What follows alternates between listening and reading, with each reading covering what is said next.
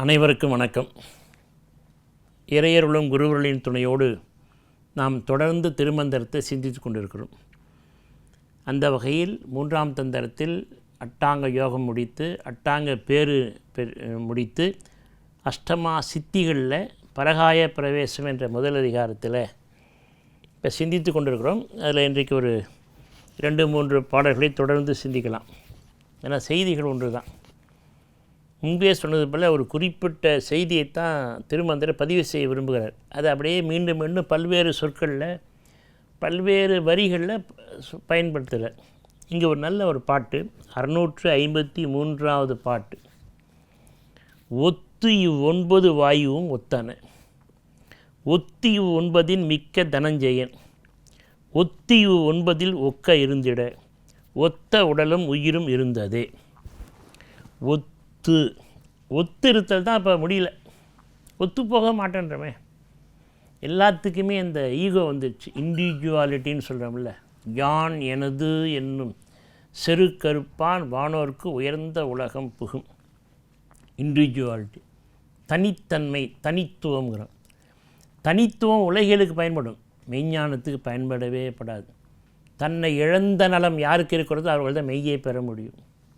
ஒரு குருவனான முழுமையாக total surrender, முழுமையாக சரணாகதி அடைகிற பொழுது தான் உடல் பொருள் ஆவி மனம் மொழி எல்லாவற்றையும் தத்தம் செய்கிற பொழுது தான் அவர்கிட்டருந்து அந்த கருணை இறங்குற பொழுது தான் மெய் என்னான்னு தெரியும்.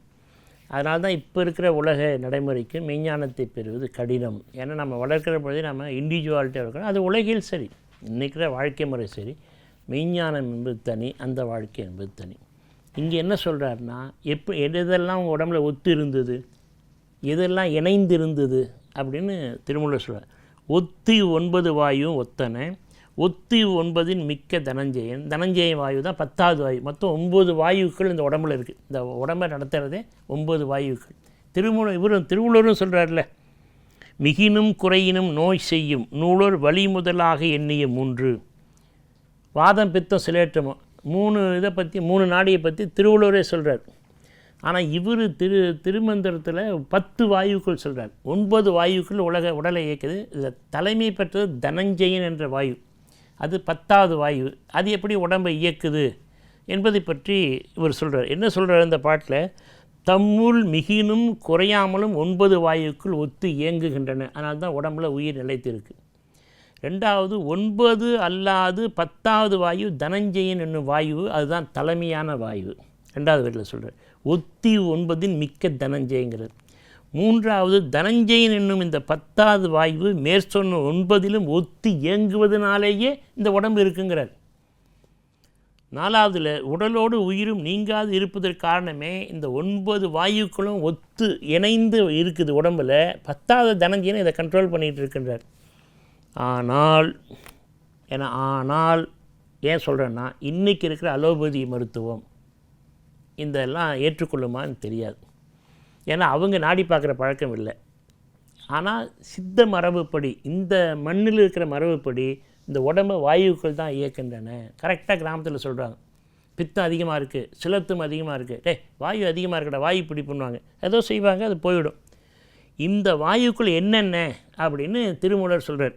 பிராணன், அபானன், வியானன், சமானன், கூர்மன், நாகன், கிருதானன், தேவதத்தன், உதானன். 9 வாயு. 10வது வாயு தனஞ்செயன்.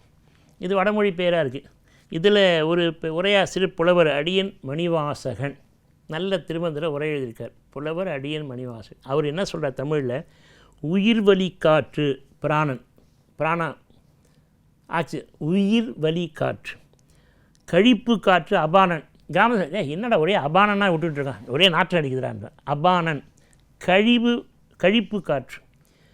தோல் நிலை காற்று வியானன், தோல் சம்மந்தப்பட்டது. நிகர்நிலை காற்று சமானாக வச்சுருக்குது உடம்பு. அப்புறம் நாகன், கொட்டாவி காற்று. ரொம்ப பல பேர் கொட்டாய் விடுறாங்கன்னா தூக்கம் வந்துடுச்சு, மூளை சோறு வந்துடுச்சு, மூளைக்கு ரத்தம் போகணும்னு அர்த்தம். கொட்டாய் விட்டுக்கிட்டே இருக்காங்க. நாகன். இமைப்படு காற்று, இமைய கண்களை சரி பண்ணுறது கூர்மன். புருவ நடுக்காற்று கிருதானன். விழிப்பில் தூண்டல் காற்று தேவதத்தன். தேவதத்தன் தான் முக்கியம். விழிப்பு நிலை. வயிற்று தீ காற்று உதானன். வயிற்றில் மட்டும் சரியில்லைன்னா எல்லா நோய்க்கும் வயிறு தான் காரணம். கடைசியாக உயிராற்றல் காற்று. உயிராற்றல் காற்றுன்னு நான் போட்டுக்கிட்டேன், யாரும் அதை எழுதலை. ஏன்னா இந்த தனஞ்சயன் தான் எல்லாத்தையும் கண்ட்ரோல் பண்ணுது. உயிர் போகிற பொழுது கடைசியாக தனஞ்சயன் போனால் உயிர் போயிடுச்சுன்னு அர்த்தம்.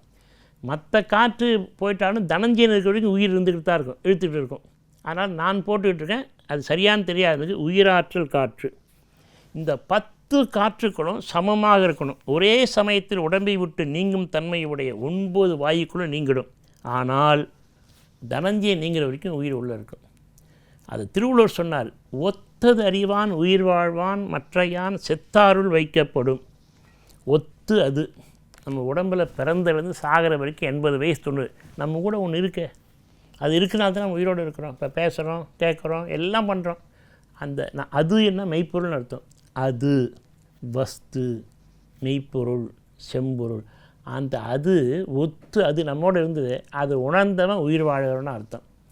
அதை உணராதவன் செத்து போனவனுக்கு சமம். நான் சொல்லலைங்க, திருவள்ளுவர் சொல்கிறார், ஒத்து அது உணர்வான் உயிர் வாழ்வான், அது அறியாதவன் செத்தாருள் வைக்கப்படும்.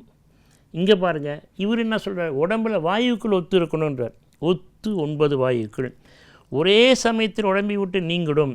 ரொம்ப ஒரு குறிப்பு தரார் 654. இந்த பாட்டுக்கு அடுத்த பாட்டில் ஒரு குறிப்பு தரார் திருமூலர். உடலை விட்டு தனஞ்சயன் என்னும் உயிராற்றல் காற்று நீங்கும் போது உயிரும் நீங்கிவிடும். அப்போ தனஞ்சயன் காற்று தான் ரொம்ப முக்கியம். கடைசியாக தனஞ்சயன் தான் மூளை தலையை வெடிச்சிக்கிட்டு வெளியே கிளம்புவார். அவர் எங்கே வேணாலும் புறப்பட்டு போயிடுவார். அது எப்படி நிகழும்னு நம்ம சொல்ல முடியாது. தனஞ்சயன் நீங்கினால் உடல் வீங்கி வெடித்து விடும். 3 பாட்டை சொல்கிறார் திருமூலர். இப்போ நான் உங்கள்கிட்ட பகிர்ந்து கொண்டது 653வது பாட்டு. 653, 54, 655 இந்த 3 பாட்டு தொடர்ச்சியாக தனஞ்சயன் காற்றினுடைய பல்வேறு நிலைகளை சொல்கிறார். எப்படி சொல்கிறாங்க? அந்த காலத்தில் ஸ்கேனிங் இருந்ததா, எக்ஸ்ரே இருந்ததா? நான் முன்பே சொல்லியிருக்கேன். இந்த உடற்கூறு வண்ணம் சொல்கிற போது மாணிக்க வாசகர் போற்றி திரு அகவலில் உடம்பு குழந்தை எப்படி உருவாகுதுன்னு சொல்கிறார். விந்துலேருந்து ஆரம்பித்து ஒரு மாதமாக எப்படி வளர்ந்து பிறந்து வளருது. அதையே தான் நம்ம பட்டினத்தார் உடற்கூறு வண்ணத்தை சொன்னார். அதே தான் திருமூலர் கர்ப்பகிரியை முன்ன பார்த்தோம்.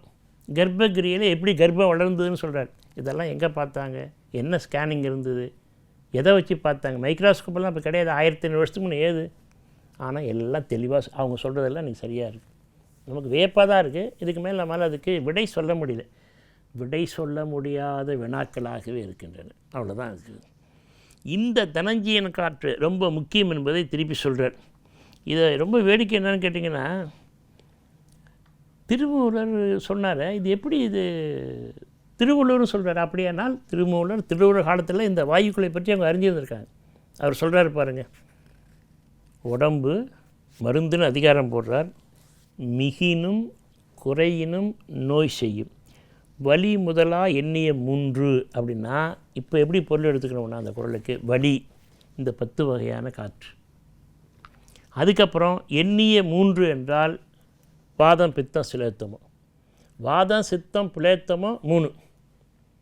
வலி என்பது காற்று. இந்த 10 வகையான காற்று உடம்பை இயக்குது. இந்த 10 வகையான காற்று 3 வகையான நிலைகள் உங்களுக்கு தெரியும். வாதம் பித்தம் சிலேத்தம் என்பது நெருப்பு, நீர், வாயு. இந்த 3ல் எது அதிகமானாலும் குறைஞ்சாலும் உடம்பு வீணாக போயிடும்.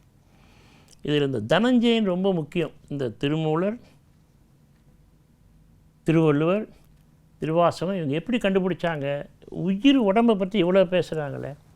இப்போ நிறைவாக ஒன்று என் நினைவுக்கு வருது. இப்போது யூடியூப்பில் நான் அடிக்கடி பார்க்கறது நேரம் இருந்தால் பல உயிர்கள் இறந்து போயிடும். கீழ்வானம் பெரிய யானை, நீர் யானை எல்லாம் இறந்து கிடக்குது, உப்பி கிடக்குது, எல்லாம் உப்பெல்லாம் இருக்குது. இதை போகிறாங்க பாருங்கள் அந்த ஆர்வலர்கள் இதெல்லாம் ஒழுங்கு பண்ணுறதுக்கு. அவங்க என்ன பண்ணுறாங்க, தூரமாக நின்று எல்லாம் கேமரா வச்சு தூரமாக நின்றுட்டு பக்கத்தில் எல்லாம் கேமரா வச்சுக்கிறேன். கிட்டே யாரும் போகல. ஒருத்தர் மட்டும் கொஞ்சம் தூரமாக 4 அடி தள்ளி இருந்து அந்த உப்பி இருக்கிற வயிற்றை அப்படி லேசாக கிழிக்கிறார். அப்படி கிழிச்சிட்டு தெரியுது அவருக்கு. அப்படி கிழிச்சிட்டு தூரம் வந்துடுறாரு. இந்த கேமராவில் தெரியுது அந்த வயிறு அப்படியே வெடிக்குது. வெடித்து அவ்வளோ காற்று வருது. இப்போ இந்த காற்றுக்கெல்லாம் எடை உண்டு. இப்போ நம்ம வீட்டில் கேஸ் வாங்குகிறோம், எம்டி கேஸ் சிலிண்டர் வெயிட்லெஸ்ஸாக இருக்குது. புதுசாக வாங்குகிற சிலிண்டர் நல்ல வெயிட்டாக இருக்குது, 10 kg 15 kg. அது எவ்வளோ ப்ரெஷர் இருக்கும். அவ்வளோ கேஸ் உள்ளே இருந்து வெளியே வருது. அது மட்டும் இல்லை, கேஸோட அந்த சிறுகுடல் பெருங்குடல் உள்ளே இருக்கிறதெல்லாம் பிச்சுக்கிட்டு வருது. இது பல உயிரினங்களை பார்த்தேன். அப்போ இதெல்லாம் உண்மையாக தானே இருக்குது. இப்போ உடம்புல வாயு இருக்கு, அதெல்லாம் வாயு தான் நடத்திட்டு இருக்கு. இறந்து போனால் அந்த தனஞ்சயன் தான் உடம்பு உப்பி இருக்கு. அப்படியே பாட்டில் சொல்கிறாரு, உடலை விட்டு தனஞ்சயன் என்னும் உயிராற்றல் காற்று நீங்கும்போது உயிரும் நீங்கும், தனஞ்சயன் நீங்கினால் உடல் வீங்கி வெடித்து விடுங்கிறார் திருமூலர். 3 பாட்டில் இருக்குது. 653, 54, 55. அதனால் நான் வியக்கிறேன், திருமூலர் போன்ற ஞானிகளின் திருவள்ளுவரை இன்றைக்கி இன்னும் எத்தனை கையெடுத்து வணங்கலாம். எந்தவித அறிவியல் உபகரணம் இல்லாத காலகட்டத்தில் இன்றைக்கி நாம் நேரில் பார்க்குறதெல்லாம் அப்படியே நேரில் பார்த்த மாதிரி சொல்லியிருக்கிறாங்களே. எந்தரோ மகானுபாவரோ அந்தரிக்கு வந்தனமுள்ளோ. எவ்வளோ ஞானிகள் மகான்கள் இந்த புண்ணிய பூமியில். எல்லோரையும் வணங்கி போற்றுவோம், அவர்கள் வழி நிற்போம். வணக்கம்.